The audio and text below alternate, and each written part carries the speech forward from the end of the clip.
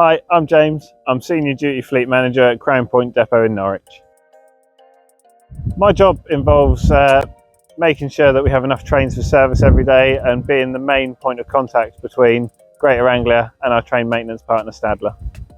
So the availability and making sure we have enough trains for service every day is quite a complex challenge sometimes. We provide 18 745s a day, which is the 12-car intercities and airports. And in terms of our buy modes, the 755s, we have to get 33 of those out for service every day. We have to take into consideration our trains in for maintenance, like on any vehicle, and also keeping them in tip-top condition for the passengers. My role really is to try and keep all the other people involved with that chain moving in the same direction. So to do my job requires a various number of skills, but probably the key ones are patience, because not everything goes to plan, so you've got to take that into consideration. Being able to understand the detail in situations, and also being able to take a step back in those situations, and being able to make a decision, which is quite a key thing, and being able to live with that you might get that decision wrong. So another part of my role is managing people. I've got a team of 9 that work for me, sort of shop floor level and also management level.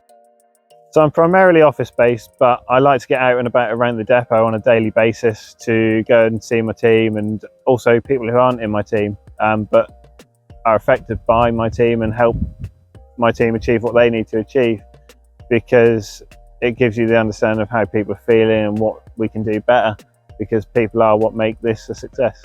So a typical day for me is come in, just go into my office, check my initial emails, and then go out and see my team and make sure they're happy. If they've got any issues they need me to help them with, and then it's meetings and just making sure everything's running smoothly really.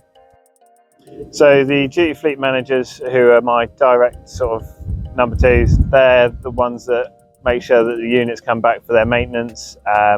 Any jobs they need doing on them are done, and that they go back out again for the next morning, that they've been fueled and all topped up, ready to go for the next day's service. Then I have the depot team organiser who works for me as well, and they're all links in the chain that make this a success.